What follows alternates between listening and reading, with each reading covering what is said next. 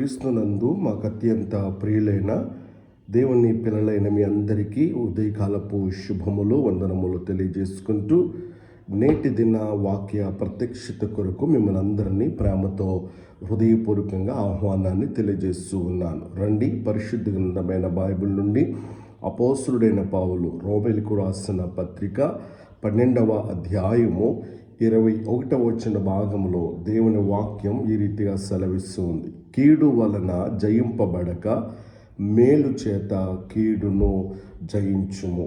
ప్రభునందు ప్రియ దేవుని బిడ్డలారా, చదువుకునేటువంటి ఈ లేఖన భాగం ఇది చాలా చిన్న వచనం అయినప్పటికీ ఇందులో ఎంతో గొప్ప శక్తి ఉన్నది అనేటువంటి విషయాన్ని నేను మీకు జ్ఞాపం చేస్తూ ఉన్నాను. అది మన జీవితాన్ని పూర్తిగా మార్చగలిగే ఒక ఆజ్ఞ, ఒక మార్గదర్శకత్వం, ఒక విజయ రహస్యం. ఏంటి అనంటే గనక, చెడు వలన జయింపబడక మంచి వలన చెడును జయించుము.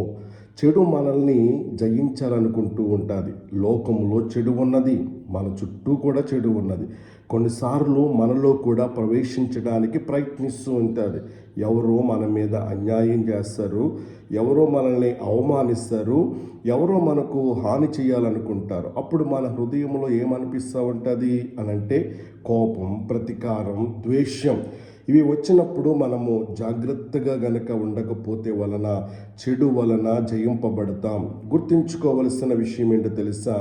చెడుకు చెడుతో స్పందించటం అంటే శత్రువును గెలిచినట్లే. అలాగైతే దేవుడు మనకు ఒక శక్తివంతమైనటువంటి ఆయుధం ఇచ్చాడు. అదేంటి అని అంటే గనక మంచితనం, ప్రేమతో స్పందించటం, క్షమించటం, దయ చూపించటం, ఆశీర్వదించటం. ఇది బలహీనత కాదు ప్రియులారా, ఇది ఆత్మీయ శక్తి, ఇది పరలోక జ్ఞానం. యేసు ప్రభువు వారు కూడా ఇదే చూపించాడు. తనను హింసించిన వారి కోసం ప్రార్థించాడు, క్షమించాడు, ప్రేమించినట్లుగా మనం చూస్తూ ఉంటామన్నా. మంచి ఎలా చెడును జయిస్తూ ఉంటా ఉంది చూడండి. చీకటిని తొలగించడానికి మనం ఏం చేస్తాం?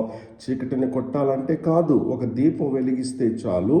అలాగే ద్వేషాన్ని మనం ఏం చేయాలి అంటే ప్రేమతో జయించాలి, కోపాన్ని సహనంతో జయించాలి, అపకారాన్ని ఉపకారంతో జయించినప్పుడు చెడు మన ముందు నిలవబడలేదు. ఇది సులభం కాదు, కానీ సాధ్యం. అవును దేవుని బిడ్డలారా, ఇది సులభం కాదు.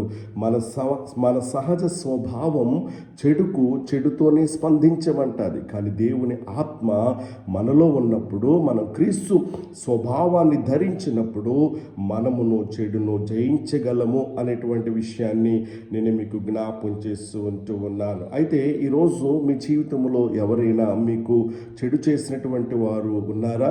అలాగైతే మీరు ద్వేషంతో ఉన్నారా? మీరు ప్రతీకారం గురించి ఆలోచిస్తూ ఉన్నారా? అలాగైతే కనుక కృపగల దేవుడు ఈ రోజున మనతో మాట్లాడుతున్న మాట ఏంటో తెలుసా? నా బిడ్డ, చెడు వలన జయింపబడక మంచి వలన చెడును జయించుము అని చెప్పేసి దేవుని వాక్యం సెలవిస్తూ ఉంటా ఉంది. అలాగైతే ఈ రోజున ఈ రీతిగా నువ్వు ప్రార్థించగలవా? చెడును చూసినప్పుడు కోపంతో కాకుండా ప్రేమతో స్పందించే హృదయాన్ని నాకు ఈ ప్రభువా, క్షమించలేనటువంటి వారిని క్షమించడానికి నీ శక్తితో నన్ను నింపు ప్రభువా. మంచి వలన చెడును జయించేటువంటి జీవితం నడిపించడానికి నన్ను నడిపించు ప్రభు అని చెప్పేసి నీవు గనక ప్రార్థించగలిగినట్లయితే ప్రభు నీకు సహాయం చేయడానికి ఇష్టపడుతూ ఉన్నాడు. ప్రభునందు ప్రియ దేవుని బిడ్డలారా, గుర్తించుకోవలసినటువంటి అద్భుతమైన విషయం, చెడుతో గెలిచిన వాడు శక్తివంతుడు కాదు, మంచితో చెడును జయించిన వాడే నిజమైన విజేత అనేటువంటి విషయాన్ని నేను మీకు జ్ఞాపం చేస్తూ ఉన్నాను. కాబట్టి కీడు వలన జయింపబడక మేలు చేత కీడును జయించేటువంటి వారిగా మనం ఉందాం. అలాంటి జయకరమైనటువంటి జీవితాన్ని కృపగల దేవుడు ఈ దినాన మనందరికీ అనుగ్రహించును గాక.